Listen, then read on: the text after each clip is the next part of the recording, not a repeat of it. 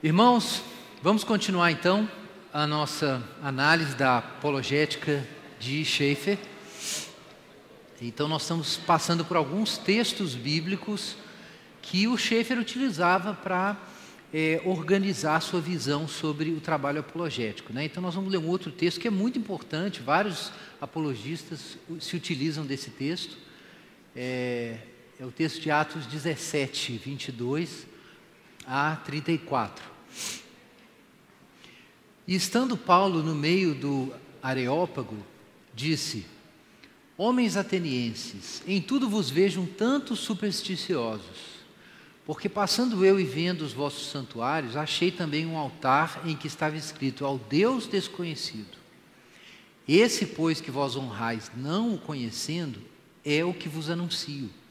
O Deus que fez o mundo e tudo que nele há, sendo Senhor do céu e da terra, não habita em templos feitos por mãos de homens, nem tampouco é servido por mãos de homens, como que necessitando de alguma coisa, pois Ele mesmo é quem dá a todos a vida, a respiração e todas as coisas. E de um só sangue fez toda a geração dos homens para habitar sobre toda a face da terra, determinando os tempos já dantes ordenados, os limites da sua habitação, para que buscassem ao Senhor, se porventura tateando o pudessem achar, ainda que não está longe de cada um de nós, porque nele vivemos, nos movemos e existimos, como também alguns dos vossos poetas disseram, pois somos também sua geração. Sendo nós, pois, geração de Deus, não havemos de cuidar que a divindade seja semelhante ao ouro, ou prata, ou pedra esculpida por artifício, imaginação dos homens.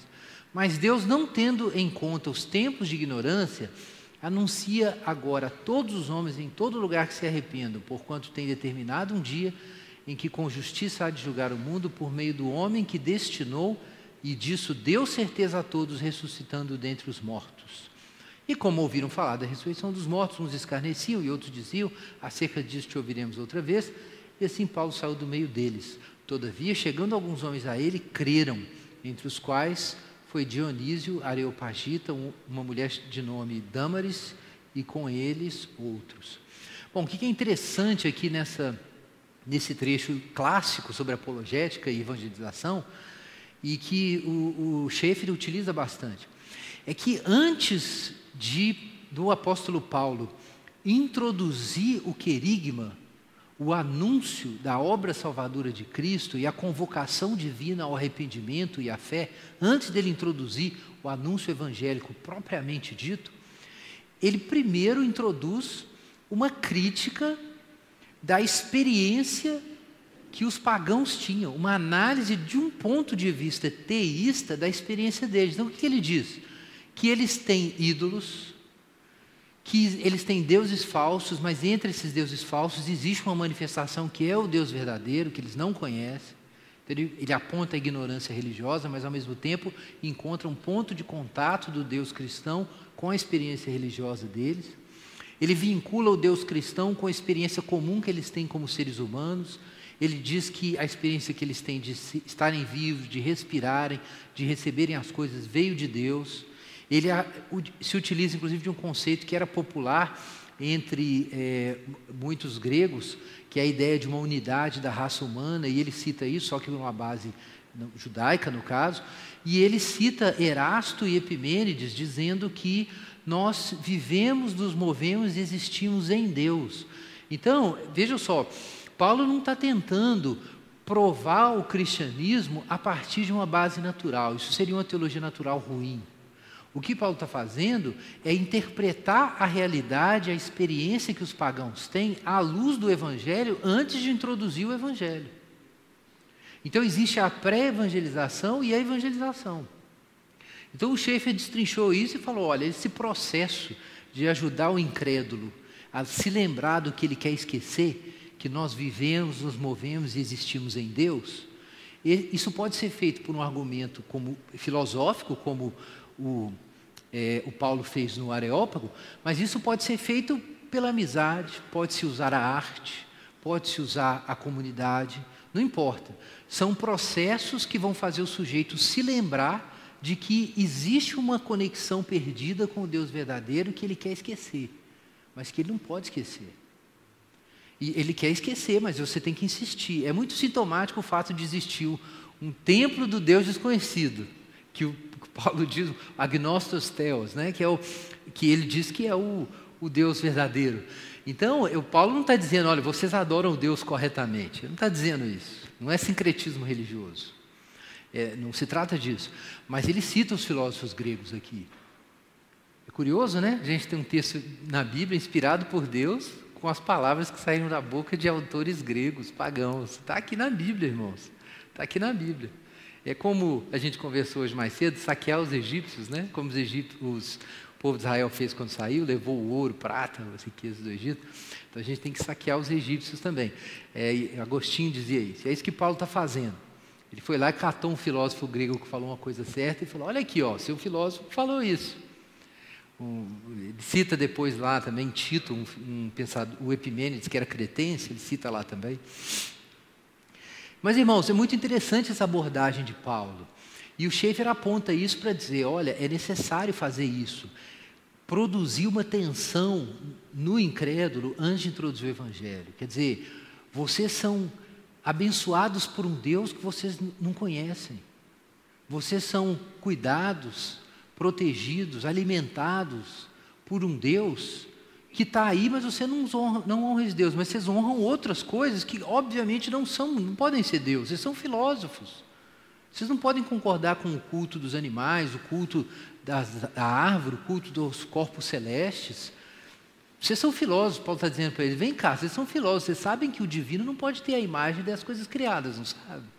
Então tem uma coisa errada com vocês, porque vocês adoram, vocês têm esses deuses, que obviamente não são deuses, e admitem que tem um Deus, que ninguém sabe quem é, que é o Deus desconhecido, e adoram esse outro sujeito. Então eu vou falar, olha, é isso aí, esse é o Deus verdadeiro.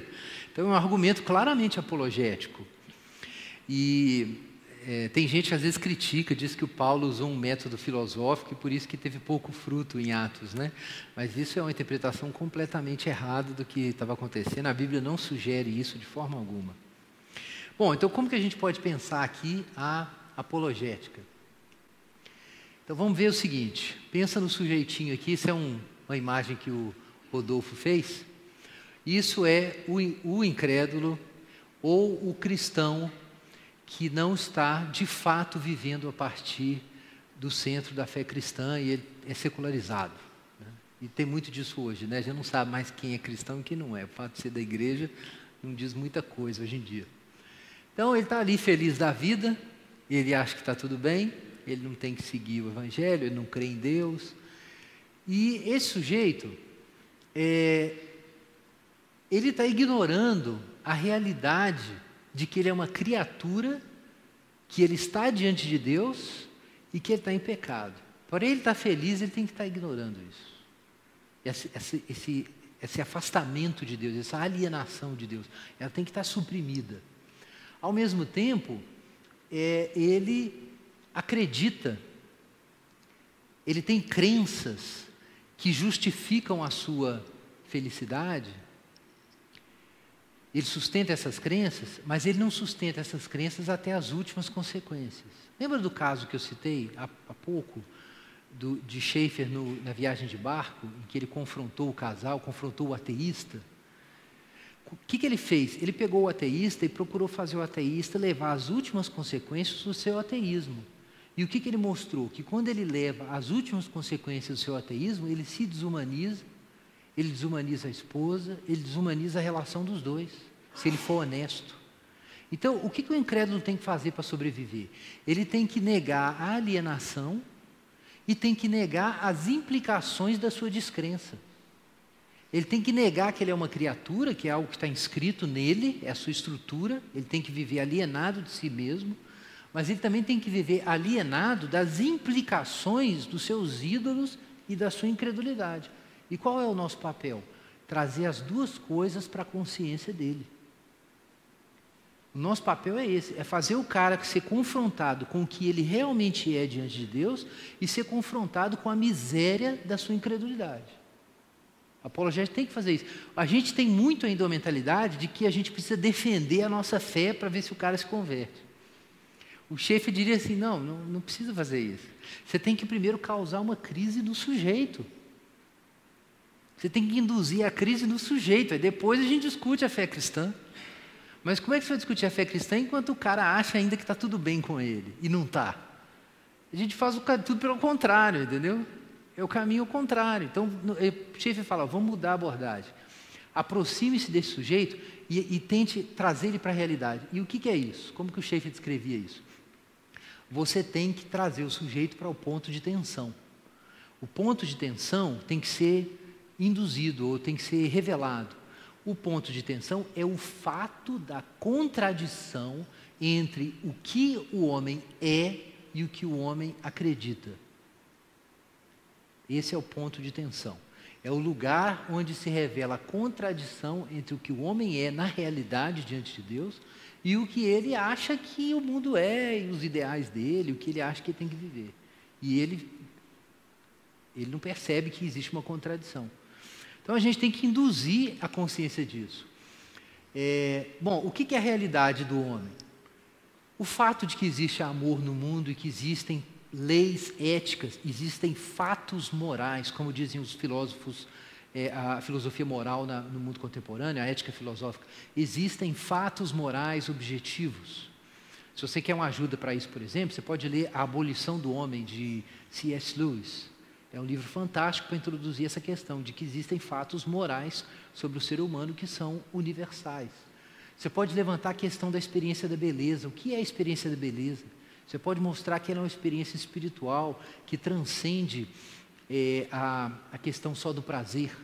Na verdade, mais do que falar sobre a beleza, é necessário dar a experiência da beleza. Então o sujeito pode ser um ateu, incrédulo, não acredita em nada, mas se ele tem uma experiência de ver uma coisa bonita, aquilo mexe com ele.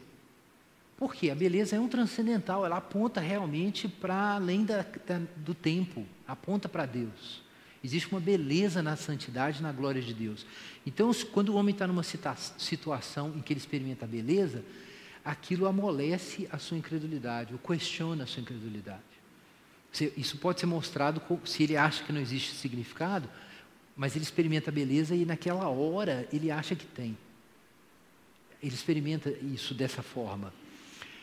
Então, o Schaeffer falava sobre isso, introduz experiências de beleza. A questão da moralidade e da justiça, a questão da justiça social mesmo. Por que buscar justiça social se não existe significado no mundo? Por outro lado, quando qualquer um, mesmo um ateu, ele não sabe por quê, mas ele vê a história de Martin Luther King, saiu esse filme agora fantástico, né? Sobre o esqueci o nome do filme. Selma, o nome da cidade, né? É um filme que vale muito a pena ler.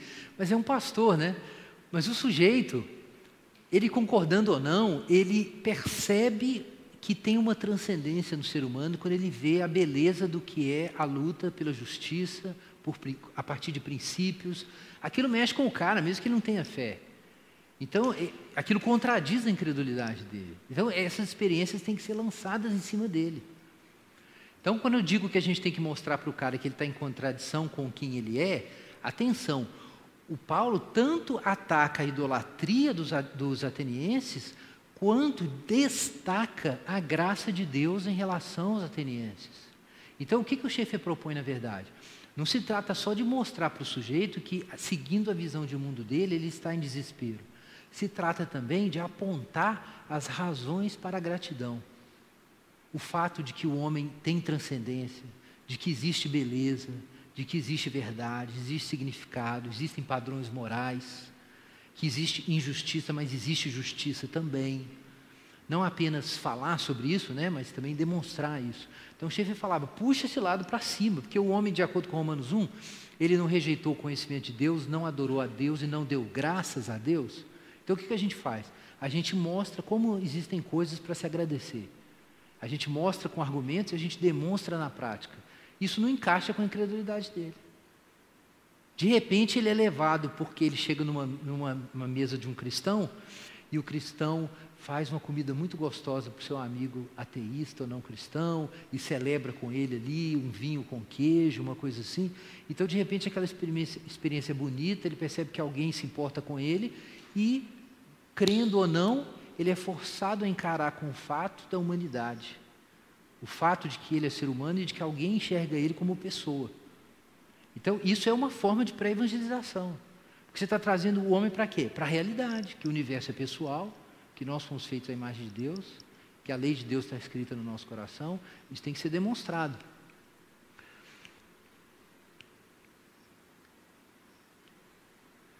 Claro, a própria racionalidade é uma questão filosófica, né? Existem argumentos para, inclusive, defender que não é possível falar em racionalidade sem a crença em Deus.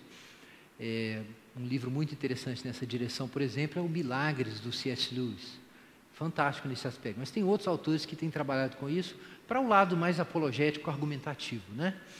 O fato de que existem ordem e significado no mundo, a experiência da fé. Então, assim, a gente pode destacar esses aspectos que falam da transcendência, da natureza humana. Mas tem um outro lado. Pega a filosofia que o sujeito adota e mostra as últimas consequências, o que ela implica.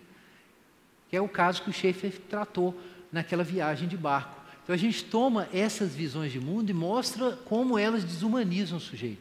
Quer dizer, se você faz o sujeito ter uma experiência de que existe justiça e existe lei moral, e ele sente isso, que isso existe mesmo, então você pega essa experiência de humanidade que ele teve e coloca em contradição com as crenças marxistas dele, que negam a existência de padrões morais absolutos.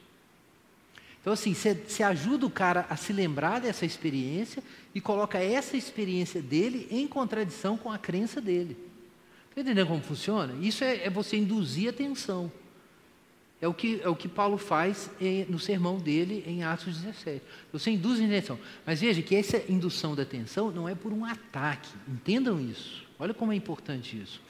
Não se trata só de mostrar para o cara que a visão de mundo dele é ruim. Se trata de mostrar os sinais da bênção divina na existência dele. Você tem que colocar esse fato em contradição com esse. O fato de que Deus é bom e ele foi feito à imagem de Deus, em contradição com o que ele acredita ou desacredita. Essa é a contradição que tem que ser feita na pré-evangelização. Como é que o Schaeffer descrevia isso? Ele falava que isso é arrancar o telhado do sujeito. Eu amo essa imagem. O Schaeffer fala assim, ó, o que é a pré-evangelização? É você arrancar o telhado do cara. O que é o telhado do cara? É que ele não para pensar que existe uma contradição entre o que ele é e o que ele pensa. Ele não vê isso, então a gente tem que ajudar ele a ver. Tem que arrancar o telhado, porque aí arrancou o telhado, aí entra granizo, chuva, sol, e acaba a vida do cara. No bom sentido. Porque não se trata só do cara ficar deprimido, tá, gente? O cara fica em crise com o que ele acredita, mas ele também ganha esperança, porque ele começa a sentir que ele dá um frio na barriga, porque ele fala, puxa, ser humano é mais do que eu estou sendo. Eu estou negando algo de mim que eu não preciso negar. Por que o outro tem e eu não tenho? Então, é uma experiência ruim, mas ao mesmo tempo é uma experiência boa. Ele está sendo esticado. Mas essa é a abordagem que o Schaeffer propõe, então. Então, qual é o ponto de contato, na verdade? O ponto de contato é que o incrédulo, mesmo sendo incrédulo, ele foi feito à imagem de Deus e vive no mundo de Deus. Então, irmãos, evangelizar não é proselitismo. Não é trazer o cara para a nossa igreja. Evangelizar é jogar o cara na parede da realidade. Por isso que a gente não pode ter medo de evangelizar, ficar sem graça, achar que, tipo assim, eu estou jogando minhas crenças em cima do sujeito. Não se trata de jogar nossas crenças em cima do sujeito, se trata de fazer o sujeito vir para o mundo real, no qual ele não quer viver. Então, puxa o cara para a realidade. Aí a evangelização fica honesta. Porque, de repente, o cara descobre que você não está querendo cooptar ele para nada, que você está ajudando ele a ser uma pessoa. Com essa abordagem do Schaeffer, evangelizar e ajudar o sujeito a ser um ser humano incompleto é a mesma coisa. A gente poderia dizer que é uma espécie de humanismo cristão, ou de personalismo cristão, a apologética do Francis Schaeffer nesse sentido. Veja que ela é bem existencial, né? É bem diferente de outras propostas apologéticas. Então, a tarefa apologética é tirar o telhado do sujeito, arrancar o telhado, revelar a tensão, né? Então, aí ele não vai mais ficar tão feliz. De certa forma, ele vai ficar infeliz, porque ele vai perceber a divisão que está dentro dele, que ele não quer notar. Lembrem disso. Quando o homem rejeita o conhecimento de Deus e rejeita a imagem de Deus, quando o homem odeia a Deus, a quem ele odeia? A si mesmo. Mas ele reprime isso de si mesmo. Então você arranca o telhado dele para ele perceber isso, que ele está em contradição. Não é uma contradição racional, meramente, também é racional, mas é uma contradição existencial. O que é interessante é que o Schaeffer procurou fazer na sua análise da cultura ocidental, a gente viu exatamente isso, né? É mostrar como o homem moderno, quando ele rejeita a Deus, ele cria uma visão de mundo e uma civilização toda contraditória.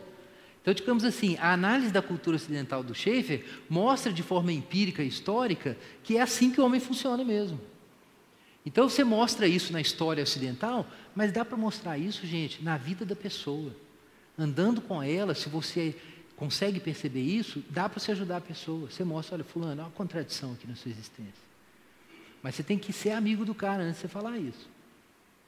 Então essa é uma outra questão que a gente tem que enfrentar. Vamos seguir. Então, aí quando a gente revela essa tensão, de repente, aí a gente tem condição de mostrar a cruz, porque agora o cara está consciente do problema. Ó. Ele percebeu que ele está dividido contra si mesmo. Aí você vem com a cruz e fala assim, olha, só o Evangelho para te integrar de novo, mas agora de forma autêntica. Ao invés de ser um bem-estar baseado na ignorância, na negação da realidade, passa a ser a alegria cristã, que é a alegria de você estar integrado diante de Deus. Então... bom, vamos seguir. Isso aqui é um exemplo, a gente falou de arte um pouco, né? Então, isso aqui é um quadro de um pintor cristão chamado Royot, e era um pintor também dessa mesma época, né, da arte moderna. Ele usa um pouco de abstração, só que ele era muito mais realista na hora de pintar. Ele não romantizava, por exemplo, a situação da prostituta quando ele ia pintar a prostituta. Ele não romantizava como outros pintores da época romantizavam. Um outro legal nisso, na verdade é um pintor judeu, né? Eu pulei ele, é o Marc Chagall. A gente teve uma exposição de Marc Chagall lá em Belo Horizonte, inclusive com esse quadro, foi fabuloso. Mas é interessante aqui, né, na crucificação branca dele, é um judeu, né? Mas o judaísmo tem também essa herança de que Deus está conectado com a realidade, né? Afinal de contas, a nossa visão de mundo é a visão de mundo judaico-cristã. Então vale a pena ouvir também os filósofos judeus, eles têm contribuições. E no Chagall você encontra essa percepção de que a morte de Cristo está ligada, de algum modo, a todo esse sofrimento histórico do povo judeu. De certa forma, eu diria que mesmo a cruz do judeu Chagall, ela está mais próxima da cruz real do que a cruz do Dalí.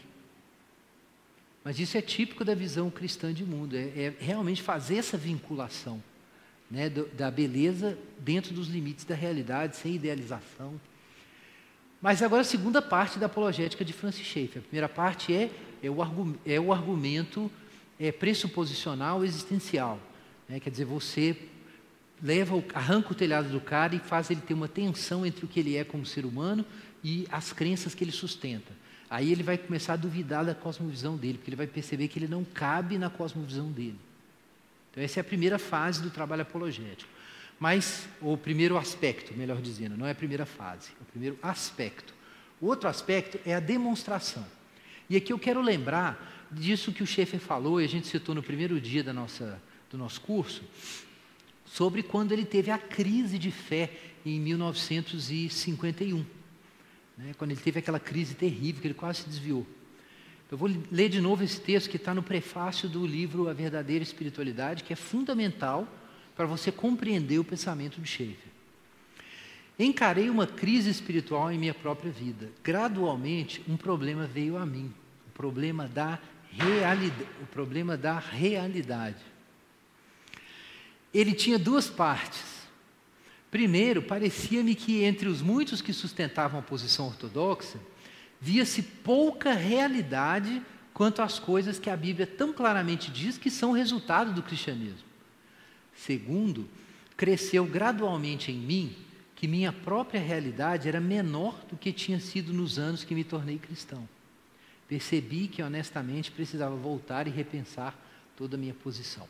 Então, o que leva o Schaeffer a escrever o Verdadeira Espiritualidade, a se tornar o evangelista que ele se tornou, a organizar o Labri como um ministério que, né, transformou o evangelicismo no mundo todo, foi o problema da realidade. É isso que o Schaeffer fala. Mais do que um problema de cosmovisão, é o problema da realidade.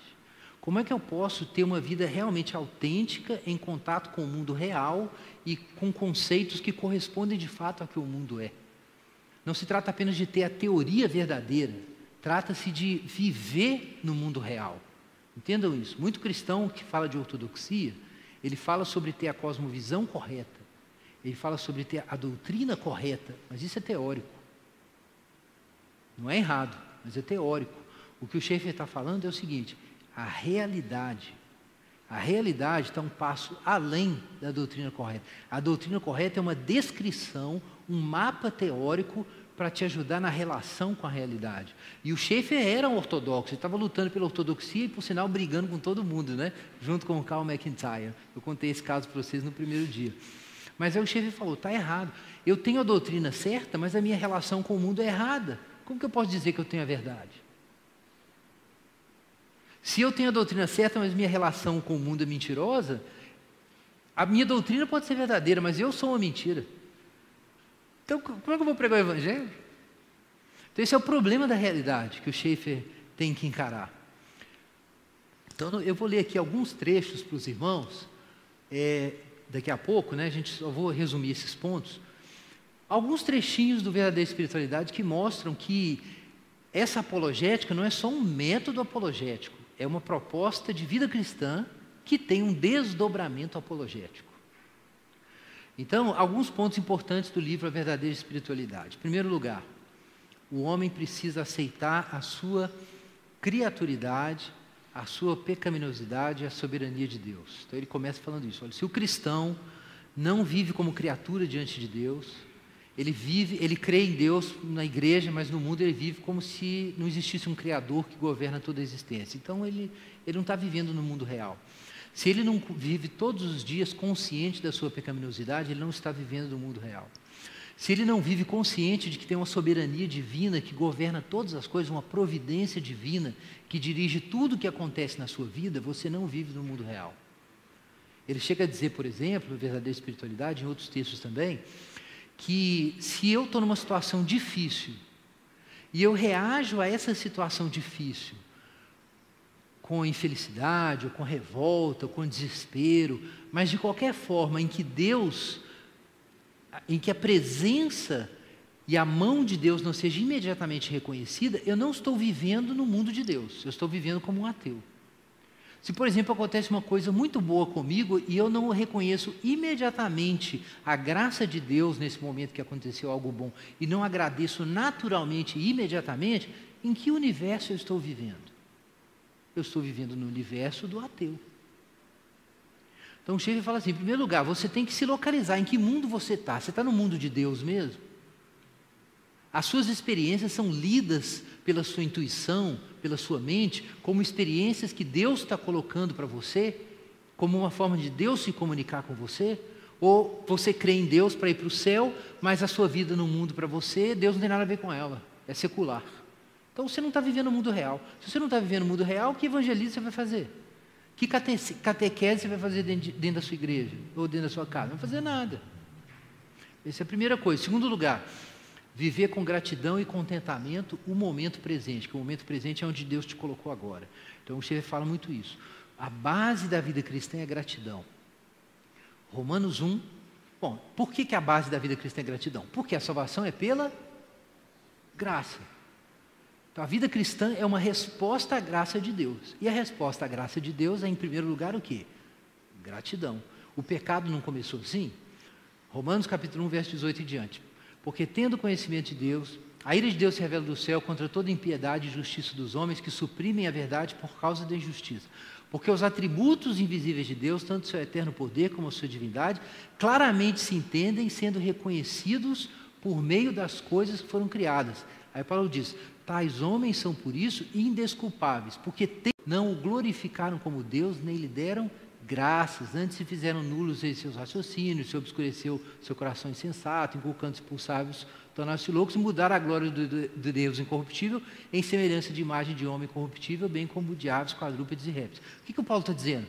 Que o ponto de virada, o que fez o homem cair, foi a hora que ele não quis agradecer a Deus. Por trás da idolatria, o que existe? A ingratidão. A ingratidão está por trás da idolatria. Então você vai ver o Schaeffer num capítulo, ele discutindo isso, no Verdadeira Espiritualidade. O lugar da gratidão na vida cristã. A outra coisa é reconhecer a centralidade da cruz e da ressurreição para que a gente viva na nova criação. Então aqui está totalmente ligado àquela questão do já e ainda não. Quem já ouviu isso alguma vez? Aí vários ouviram. A questão do já e ainda não, no Schaeffer, ela claramente aparece como uma questão de como a vida cristã deve ser vivida. Eu vou falar sobre isso já já. Outra coisa, na teologia da vida cristã do Schaeffer, passividade ativa. Ele usa o exemplo de Maria no livro No Little People, No Little Places, que em português não há ninguém sem importância, não há gente sem importância, uma coisa assim, ou ninguém é sem importância, esqueci agora. É cultura cristã. Mas nesse livro ele fala sobre Maria, como Maria se ofereceu, se entregou a Deus, entregou o seu corpo a Deus para o Espírito Santo atuar e para nascer o Filho de Deus, para nascer o fruto. E aí ele vai lá para a carta aos Romanos e fala que a gente estava casado antes com o antigo marido, que era a lei, e a gente dava fruto para a morte. Mas a gente morreu para a lei e agora a gente está casado com quem? Com Cristo, para quê? Para a gente dar fruto para Deus. Aí o Schaeffer fala assim, a gente não presta atenção na imagem, mas o que Paulo está dizendo? Ele está usando a imagem conjugal. É como se a gente se casasse com Cristo, a igreja, e a partir da nossa união espiritual nascem frutos, que correspondem aos filhos naturais. Mas o que isso significa? Que a gente tem que deixar a graça de Deus entrar e atuar em nós. A gente participa, mas a gente tem que acompanhar a ação divina. Passividade ativa significa o seguinte, que você age sempre a partir da ação de Deus. Quer dizer, toda a sua ação, todo o seu trabalho é baseado em uma confiança e uma dependência da graça de Deus. É como Paulo fala, quando ele fala do ministério apostólico. Eu trabalhei mais do que todos eles, todavia não eu, mas a graça de Deus comigo. Então você tem muita atividade, mas é só a atividade que claramente procede de uma experiência da graça e de uma vida de gratidão. Então isso é a passividade ativa. Ele usa isso para criticar o quietismo, que é aquela visão tipo assim, eu não posso fazer nada porque é carne, então Deus tem que me possuir e aí é o Espírito Santo. Então a gente não pode planejar, não pode organizar a liturgia domingo, porque aí você está bloqueando o Espírito Santo, né? E a vida cristã você não pode se esforçar e lutar contra o pecado, porque a libertação do pecado é uma graça que vem de repente sem você se esforçar. Isso chama quietismo. Aí o chefe vai dizer, sai fora disso. Ele mesmo teve uma influência quietista e por isso que ele saiu fora desse negócio. Mas também não é ativismo, entendeu? Tipo assim, eu vou de qualquer jeito. Não, você tem que acompanhar os movimentos divinos, a orientação de Deus. Você não pode trabalhar sem o senso claro de que a graça de Deus está operando na sua vida. E quinto ponto, viver a realidade do sobrenatural, a cura substancial da alma, da mente, dos relacionamentos, de um jeito que o cristianismo seja demonstrado. Então esse é o ponto principal do Schaeffer. Teve até um autor, um obreiro de Labri, que escreveu um livro uma vez chamado, um livreto de introdução a Labri. Todo mundo que vai no Labri da Inglaterra lê esse livreto. E o título do livro é By Demonstration, God, ou Deus, por demonstração. Mas é porque essa é a tradição. O Schaeffer vai dizer que o evangelho que a gente está pregando tem que ser demonstrado. A gente está dizendo que o homem vive num universo pessoal e por isso a vida tem significado. É porque foi um Deus pessoal que fez esse universo. Para isso colar, a gente tem que tratar as pessoas como pessoas. E nós temos que viver a experiência de sermos pessoas completas. Se você não tem isso, não tem o que você dizer. Então é necessário demonstrar. Perceba, ele fala sobre cura substancial da alma, dos relacionamentos. Às vezes o crente pensa assim, não, eu preciso ter o amor. E o que é o amor? O amor é uma coisa que eu tenho que fazer. É verdade, você tem que fazer atos de justiça. Mas existe algo mais profundo aqui. Se trata de quem você é. Porque, de acordo com Coríntios, e é uma coisa que o Kierkegaard destaca bastante no livro As Obras do Amor, mas está lá em Coríntios 13, é que é possível até mesmo entregar o seu corpo para ser queimado e não ter amor. Então, o amor não é só a ação, o amor sempre tem a ação, mas ele é mais do que a ação. E o que o Schaeffer está falando é isso.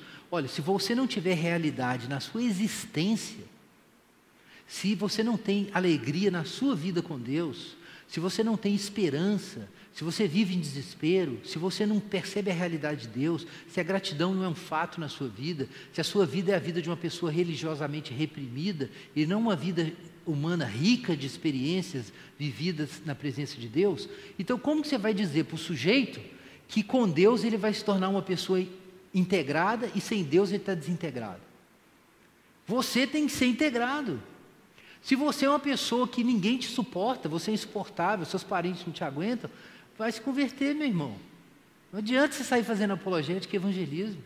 Tem gente que acha que é apologética e fica brigando na internet com ateu. Não estou dizendo que de vez em quando não vale a pena um debate filosófico. Mas olha, ficar brigando com arminiano na internet, ficar brigando com ateu na internet, brigando com petista na internet. Meu irmão, o que isso ajuda? Que diferença isso faz? Olha, eu estou sendo franco, eu não estou dizendo que eu nunca fiz isso não, que de vez em quando eu não caio na tentação. Eu não estou dizendo que não. Mas, irmãos, francamente, o cristianismo evangélico, principalmente o pessoal que está estudando o pensamento reformado, a gente precisa de menos falação e mais demonstração. Entendeu? Não basta a gente mostrar para o cara que a gente tem a doutrina certa, a gente tem que ter existência, tem que ter algo para comunicar, não pode ser só informação, só argumento filosófico. E olha que eu gosto de um argumento filosófico, mas isso não pode ser suficiente. Então vamos ler uns trechos do Schaeffer que ajudam a gente a enxergar essa questão. Olha só o que ele diz aí no Verdadeira Espiritualidade. O problema psicológico básico é tentar ser o que não somos e tentar carregar o que não podemos carregar. Acima de tudo, o problema básico é não estar disposto a ser as criaturas que somos diante do Criador. Esse é o problema da realidade. O homem não quer ser o que ele é. O sujeito feito à imagem de Deus, pessoal, mas que não tem significado sem Deus. Então ele diz, olha, isso é a base de todos os problemas. Tem uma tradução, o que isso significa? É que quando o sujeito não aceita que ele é uma criatura diante de Deus e não se reconcilia com a sua finitude, o que acontece com ele? Ele fica revoltado com quem ele é e fica querendo ser outra coisa. E aí ele fica em desespero e fica infeliz, fica revoltado. É isso que faz o sujeito se revoltar contra a finitude e buscar a própria morte e a morte dos outros. É isso, é que ele não aceita a finitude. O que eu acho interessantíssimo aqui é que, é até engraçado, o Søren Kierkegaard diz exatamente isso. Logo o Kierkegaard, que o Schaeffer critica tanto, mas o conceito de pecado do Kierkegaard.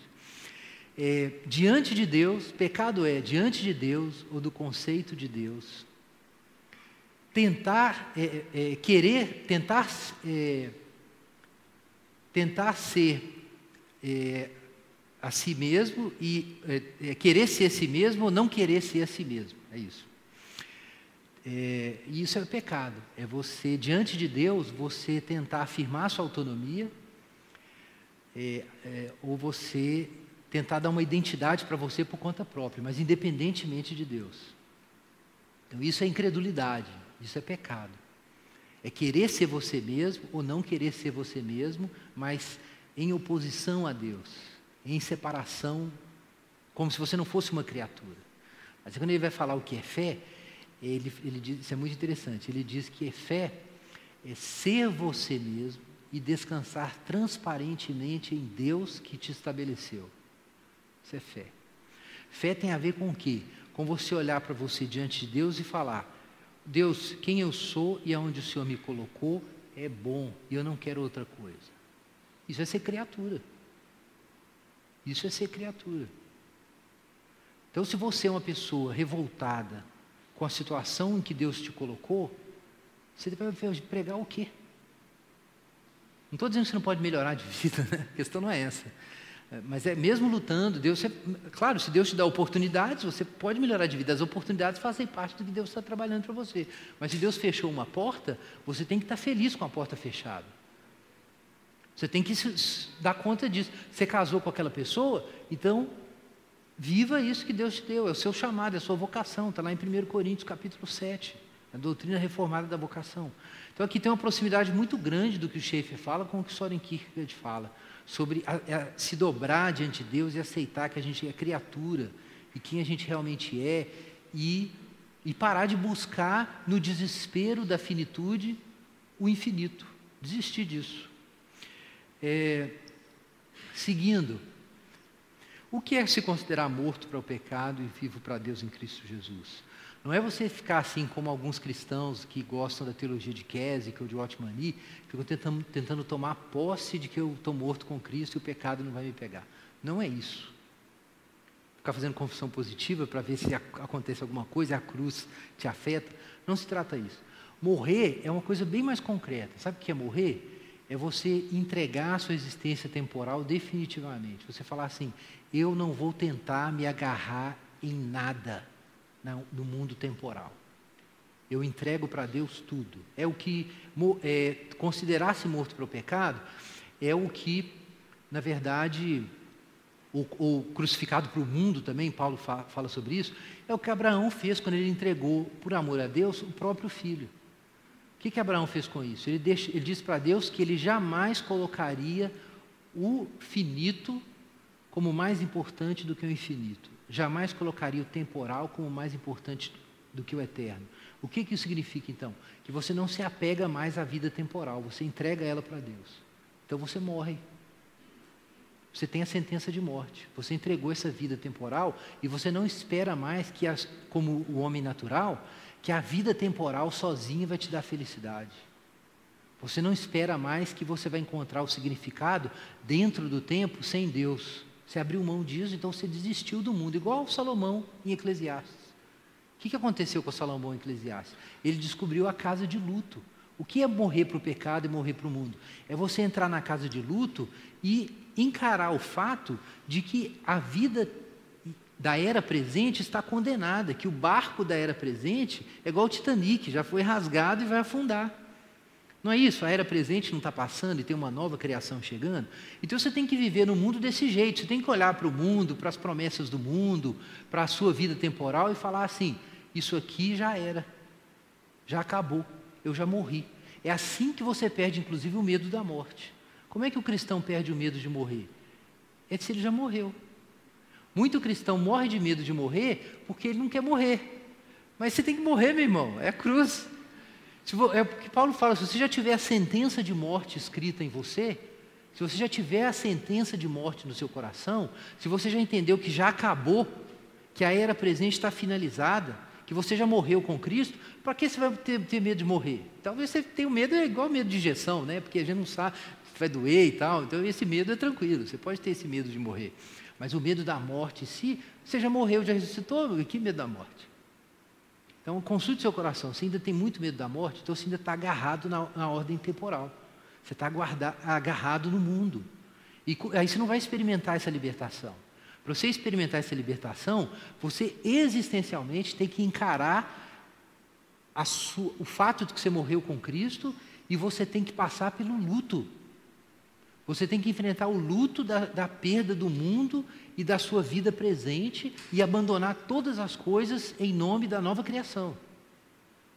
Então, se você não fizer isso, você vai continuar morrendo de medo de morrer. Isso é uma questão muito séria, o medo é muito sério. 1 João diz que no amor não há medo, antes do perfeito amor lança fora o medo. E nós o amamos porque ele nos amou primeiro, está lá em 1 João. Então, isso era um traço dos cristãos primitivos, eles não tinham medo de morrer. Francamente, você tem que enfrentar isso. Não estou dizendo que você não é cristão porque você tem medo de morrer, não, tá? Existem inseguranças emocionais, existe imaturidade espiritual, mas a questão é, você tem que ter a sentença de morte. Você tem que viver de fato, viver a realidade de que esse mundo está condenado e que você vive agora a partir da vida ressurreta de Cristo e não dos seus projetos de felicidade dentro da ordem presente. Esses projetos de felicidade para você acabaram, Você tem sua família, tem seu trabalho, mas quando diz Paulo em 1 Coríntios, você casa como se não tivesse casado. Você trabalha como se não trabalhasse. Você ganha dinheiro como se não ganhasse. É isso que ele diz. Porque essa vida, a forma desse mundo, passa. 1 Coríntios capítulo 7. É assim. Se você morreu e assumiu a cruz, então você tem a sua carreira, como se não tivesse. Você gera filhos, como se não gerasse. Você dá palestra, como se não desse. Você ganha dinheiro, como se não fosse seu. Então você vive todas as coisas, mas você está livre de todas elas. Isso é morrer. É isso que o chefe está falando. Não é uma coisa psicológica de você se convencer que você morreu com Cristo. Não, se trata de efetivamente você morrer para as coisas. Se você não passar por isso, se você não perder o universo por amor de Cristo, você não vivencia a ressurreição. E aí a vida cristã não anda para frente. Ela fica teórica. Então, esse morrer na cruz com Cristo, tomar posse da cruz com Cristo, tem muito a ver com tomar a cruz. Tem muito a ver com aceitar que não tem jeito de você ser feliz buscando dentro da história. Você tem que ir para Deus, igual Jesus fez. Ele abriu mão de todas as coisas por amor a Cristo. Os irmãos estão entendendo? Que esse tomar a cruz, esse considerar-se morto para o pecado, não é autossugestionamento, é uma posição existencial diante da ordem presente. É isso que é considerar-se morto para o pecado. É uma posição moral e existencial que você toma diante da vida presente.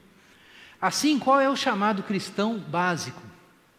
O chamado básico é um chamado, momento a momento, a estar morto para todas as coisas, de modo que vivamos para Deus nesse momento.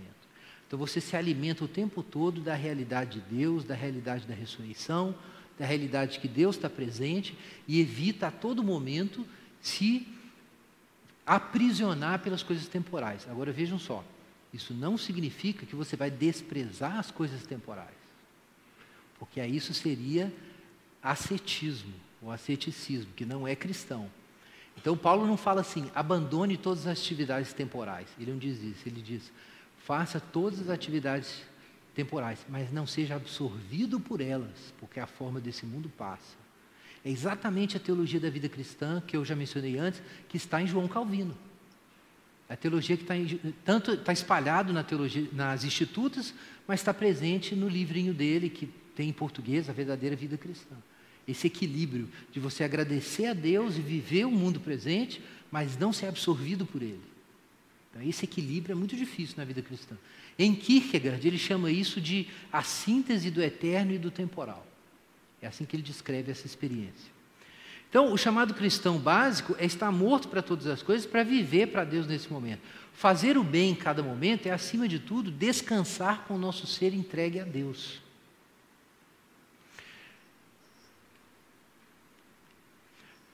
De acordo com a Bíblia, devemos viver uma vida sobrenatural agora, na existência presente. O que é vida sobrenatural? Né? E o pessoal já pensa assim, profecia, milagre, paralítico andando, aquela coisa toda. Sem dúvida, isso são dons divinos extraordinários. Mas o que é realmente sobrenatural?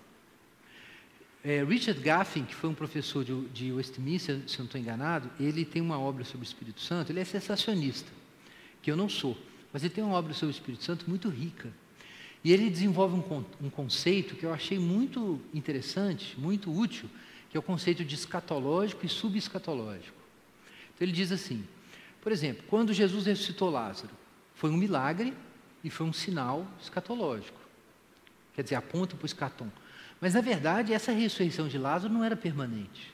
Era tipo uma cura física ali. É um sinal da nova criação, mas não é já a nova criação. Mas quando Jesus ressuscitou dos mortos, ele venceu a morte definitivamente. Então o Gaffin pegou isso e disse o seguinte, a ressurreição de Jesus é um sinal escatológico, porque ele é a realização do futuro divino. Mas a ressurreição de Lázaro é subescatológico, porque ele sinaliza a nova criação, mas ainda não é a nova criação, ele é temporário. Quando você vai para 1 Coríntios, capítulo 12 a 14, o que você vai descobrir lá? No capítulo 13. Que Paulo diz que os dons espirituais são de Deus, mas todos vão passar. eles vão cessar. Tem uns irmãos aí que acham que já cessou, né? Eu acho que não. Mas acho que não chegou ainda o que é perfeito. Mas vamos ser tolerantes aqui com esse reformado continuista aqui. Então, o que acontece? O Paulo diz que os dons vão passar. O que não vai passar? A fé, a esperança e o amor, sendo que o maior deles é o amor. Olha, o que Paulo está dizendo com isso? Que as únicas coisas que você experimenta hoje, que não são só andaimes do reino de Deus, mas são já o próprio edifício permanente, é fé, esperança e amor. Quem já ouviu falar que todo cristão tem que ter na vida dele um equilíbrio de dons espirituais e fruto do Espírito? Quem já ouviu isso aqui? Vocês nunca ouviram isso? Nunca ouviram, gente?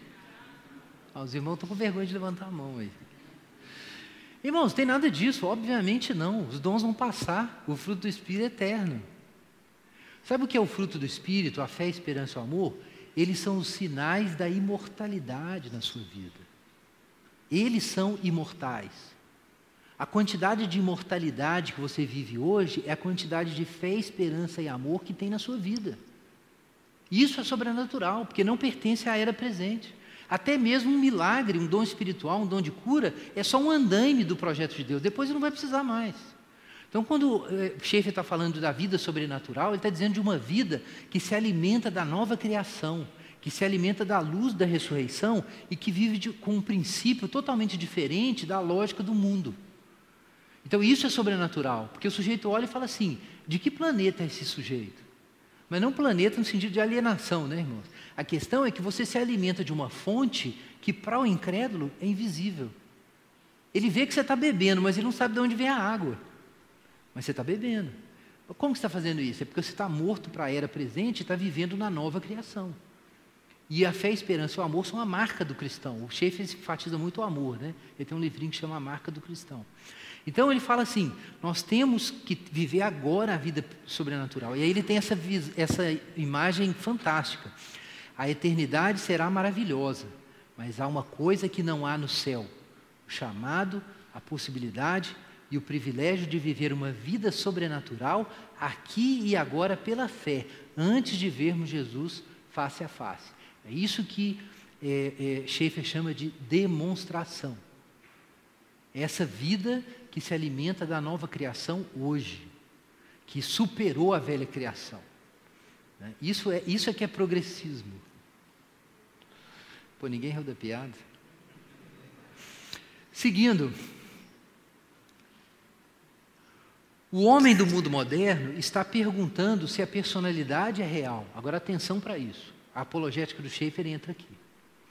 O homem do mundo moderno está perguntando se a personalidade é real, se a comunicação é real, se ela tem significado.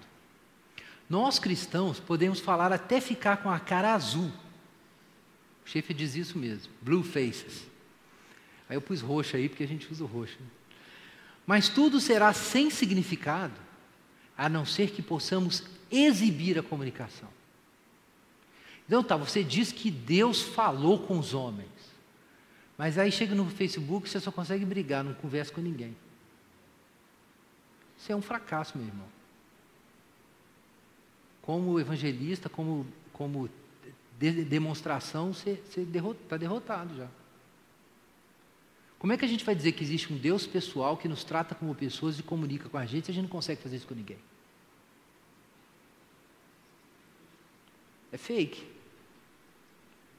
A igreja deve representar a raça humana sobrenaturalmente restaurada em realidade. Primeiro, a igreja deve ensinar a verdade. Segundo lugar, a igreja deveria ensinar a prática da existência de Deus e a prática da realidade e a exibição do caráter de santidade e do amor de Deus. Então, a gente quer fazer o cara, a gente quer descobrir o ponto de tensão, a gente quer tirar o telhado do cara, a gente quer argumentar com ele que a cosmovisão dele não encaixa com o que ele é como ser humano. Mas para isso colar, você tem que ser um ser humano diante dele. Esse é o ponto do Schaeffer. Por isso a apologética do Schaeffer e a verdadeira espiritualidade são inseparáveis. E aí que entra Labri. O que era o Labri, na verdade? É uma comunidade que o Schaeffer organizou com a esposa dele para praticar a hospitalidade. Porque aí ele estaria demonstrando na prática para as pessoas que estão sendo cristianizadas, evangelizadas, ensinadas na fé, catequizadas, ele estaria demonstrando na prática o que ele estava pregando. Então ele discutia as questões filosóficas, mas aquilo era demonstrado na prática diária da hospitalidade, no respeito, na comunicação, no reconhecimento da diferença, e deixar pessoas com crenças diferentes conviverem no mesmo lugar. Então, aí funcionava. Por isso que muita gente não entende. A apologética do Schaeffer não é um sistema teórico. É uma combinação de argumentos com demonstração prática. Quantas igrejas... eu tinha ido para o lado errado, né, irmãos? Aliás, eu estou indo para o lado errado. Vamos voltar. Quantas igrejas locais ortodoxas são mortas nesse ponto, com tão poucos sinais de amor e comunicação? Ortodoxas, mas mortas e feias. Se não há realidade no nível local, negamos o que dizemos crer bem na cara, porque o que realmente negamos é que Deus seja um Deus pessoal. É preciso termos a mentalidade na situação local de um interesse nas pessoas como pessoas, e não apenas como membros da igreja, audiência ou doadores. Trata-se de pessoas, e isso se relaciona à nossa declaração de que cremos em um universo pessoal, porque tudo começa com um Deus pessoal. Então a igreja tem que argumentar que o homem é um ser transcendente, feito à imagem de Deus, mas ela tem que demonstrar isso na prática. Então, uma forma de pensar isso, a gente usa tem algum tempo, é que a gente precisa vincular todas as coisas da nossa vida com a nossa crença em Deus.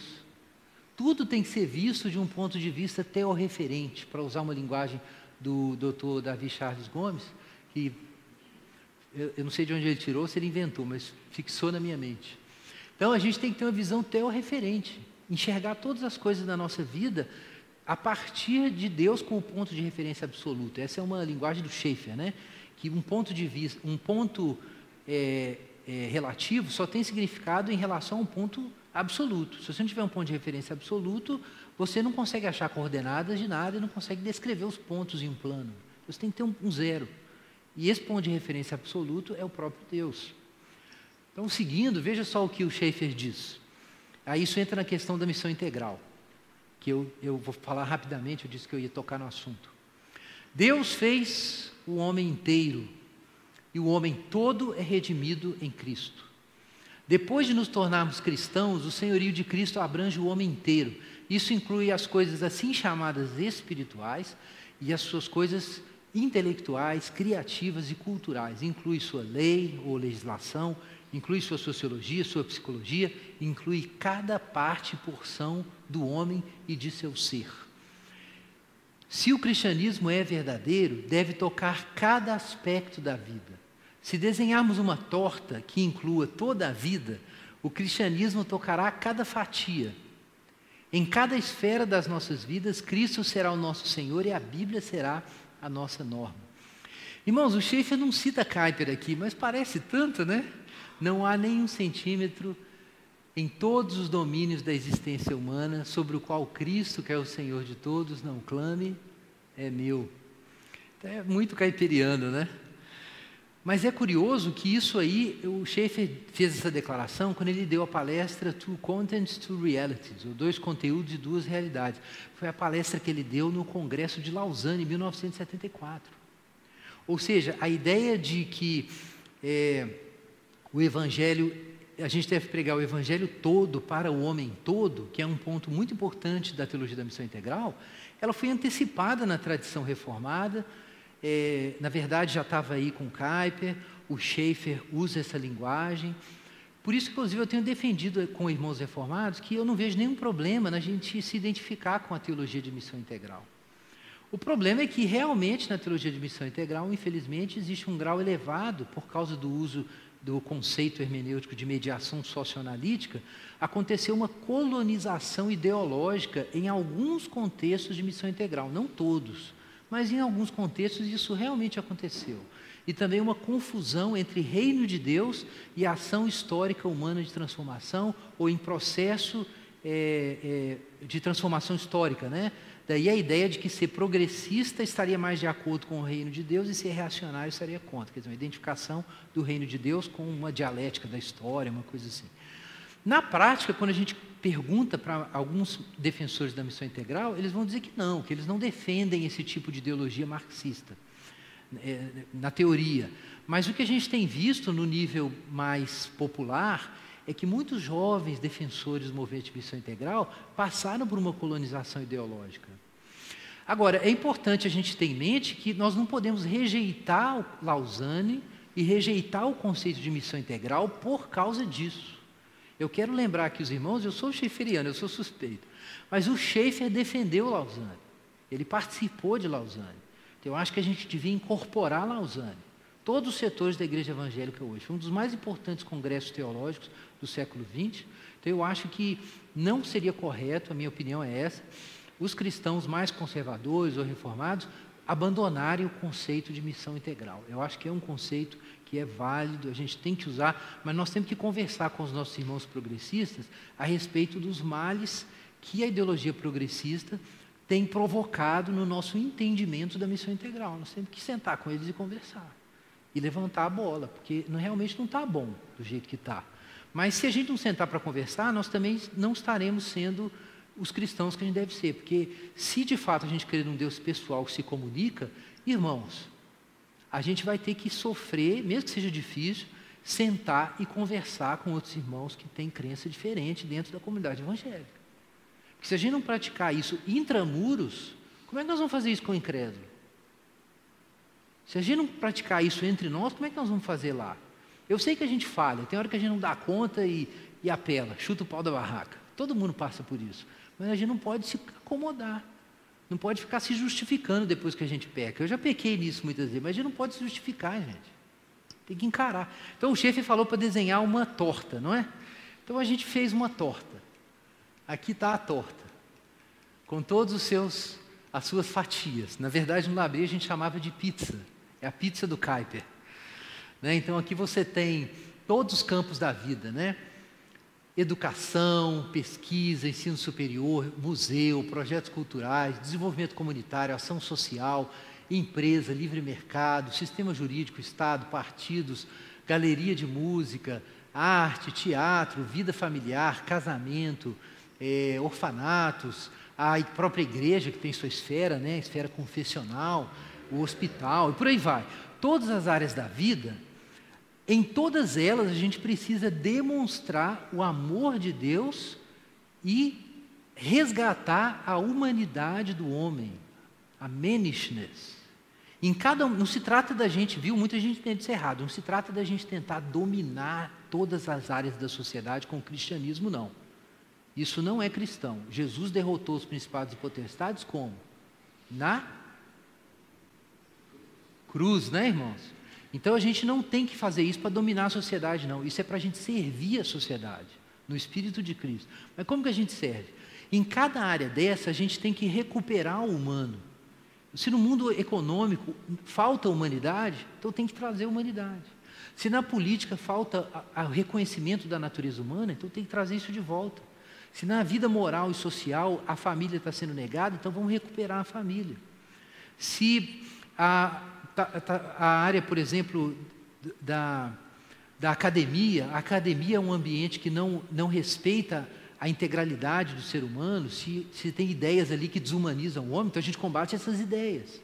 Então se trata disso, de testemunhar da realidade de Deus em todas essas áreas, por uma demonstração prática de uma vida vivida sob o senhorio de Cristo. Então eu vou terminar a nossa palestra falando aqui do próprio Labri, né? São poucos slides, o pastor vai ter paciência aí.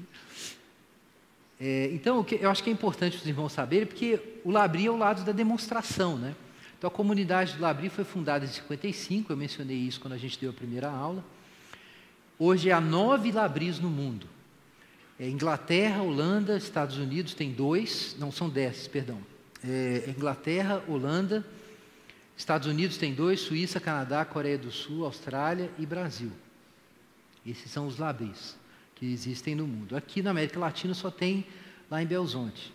Então, se você quiser comer um pão de queijo, uma broa com café, você vai ter que descer para lá. Mas foi o lugar certo, né, irmão? Porque os mineiros são conhecidos pela hospitalidade, né? E L'Abri significa abrigo, né, em francês, e traduz a ideia, que é a hospitalidade. É você abrir um espaço para o outro ser humano junto com você. E nesse contexto você vai ensinar a Bíblia, vai discutir apologética.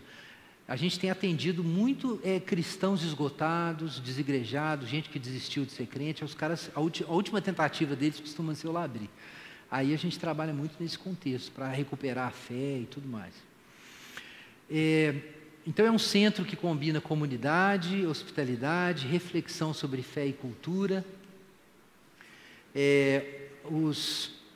Existe um elemento muito importante de engajamento pessoal. A gente espera que as pessoas venham trazer as suas questões para a gente conversar sobre as questões delas. Então não é para fazer estudo teórico só, é para conversar mesmo. Então aí 4 ênfases do ensino de L'Abri são, em primeiro lugar, a Bíblia é a palavra de Deus e o cristianismo é a verdade sobre o mundo. Então esse é um ponto fundamental do L'Abri. O cristianismo é a verdade sobre o mundo. Segundo ponto, porque o cristianismo é verdadeiro, ele fala sobre toda a vida, e não só sobre a vida na igreja. Por isso que no L'Abri a gente fala de arte, de cinema, de ciência, de psicologia, de saúde, de história, de filosofia, tudo que é assunto do ser humano, música pop, tudo que é assunto que é importante para o ser humano, a gente trata lá. Meio que também recomendando isso para as igrejas, né? As igrejas façam isso também. Terceiro, o relacionamento com Deus. No relacionamento com Deus, a verdadeira espiritualidade é a graça de ser livre para ser plenamente humano. Então, o único jeito de você ser um homem é diante de Deus, porque você foi feito à imagem de Deus. E quarto ponto, a realidade da queda é levada a sério. Então, a gente não é perfeccionista, não é utópico, não acredita que a nova revelação vai fazer a igreja X ser a igreja da história, né? Como o João Alexandre critica, né? O pessoal que acha que é a igreja da história. Não, tudo que a gente faz é afetado pelo pecado, nem nada perfeito, nenhum pastor tem família perfeita, então a gente não quer saber de perfeccionismo de nenhum tipo e a gente quer algo honesto. E a honestidade faz parte de você mostrar a humanidade também. Muitas vezes mostrar a humanidade é só ser você, sem pompa nenhuma. O contexto para tudo isso é a vida comunitária. Então a gente acredita que o engajamento, a abertura para o outro é o solo para a renovação do coração, da mente, do estilo de vida. Nesse engajamento a gente encontra com Deus. Então assim, num contexto de um termo de L'Abri, você vai ter a hora de comer, de bate-papo na mesa, a hora de orar, a hora de ajudar na rotina da casa, a hora também da filosofia, a hora do cinema. Então a ideia é que vivendo um dia normal, mas num contexto rico de experiências, você perceba o que significa ser um ser humano diante de Deus. As atividades que a gente tem, teve gente que perguntou, então aqui tem um resuminho delas. A gente tem retiros de final de semana, tem os termos de estudo, normalmente são os termos de verão, em janeiro, a gente fica normalmente um mês, às vezes a gente fica um pouco mais com um mês e meio, e aí você pode ir para lá e ficar um mês com a gente lá. Temos ciclo de palestras, que são dados normalmente em lugares mais neutros. Um dos ciclos de palestras que a gente deu foi num café, numa região badalada da cidade, chama Savassi. E foi muito interessante, a gente deu uma série de palestras sobre cristianismo e tinha 80 pessoas assistindo e a metade era não cristão que estava na livraria e sentava para ouvir. E aí a gente discutiu filosofia e foi muito legal. Então é uma coisa que eu acho que vale a pena tentar também aqui em Fortaleza, o pessoal correr atrás. Nós temos também a Conferência L'Abri uma vez por ano, que esse ano vai ter só a Conferência L'Abri Sul, e temos a Escola de Teologia Vida Cristã, que é um curso só de vida cristã. E eu vou terminar com uma frase do Schaeffer, que mostra como para ele o L'Abri estava ligado à apologética dele. Mas mesmo que você não tenha um L'Abri, você pode fazer isso na sua casa. L'Abri combina formação espiritual, estímulo intelectual, vivência santa, diversidade étnica, responsabilidade compartilhada e interdependência mútua. um solo fértil para engajar a pessoa integralmente. Então, isso é uma frase do Schaefer. Mas é uma boa dica. Então, eu acho que se tem uma coisa que a gente pode herdar do Schaefer, e eu estou concluindo com isso, é que a gente precisa criar espaços na nossa missão no mundo em que a gente tenha condição de discutir as grandes questões do mundo contemporâneo, do que é o ser humano, mas tenha condição também de demonstrar o que significa ser humano e dar um ambiente em que a pessoa experimente essa riqueza, em que ela experimente beleza, justiça, verdade, moralidade, família, significado. A gente tem que dar contextos em que a pessoa entra nesse contexto e ela respira e fala assim: puxa, ser humano é bom e é mais do que eu achava que era. Esses contextos a gente faz apologética. Amém, gente? Então, muito obrigado e concluímos então, eu creio que no horário, o nosso curso sobre Francis Schaeffer. Muito obrigado. Só um minutinho para agradecer, Guilherme. Foi bom demais tê-lo conosco. Foram 3 dias fantásticos, né? Realmente foi muito impactante. Muito obrigado. E você vai voltar aqui outras vezes, pode ter certeza, né? Estou uniformizado já, irmãos. Tá certo. Gente, vamos bater uma salva de palmas aí pro Guilherme. Obrigado. Obrigado. Obrigado.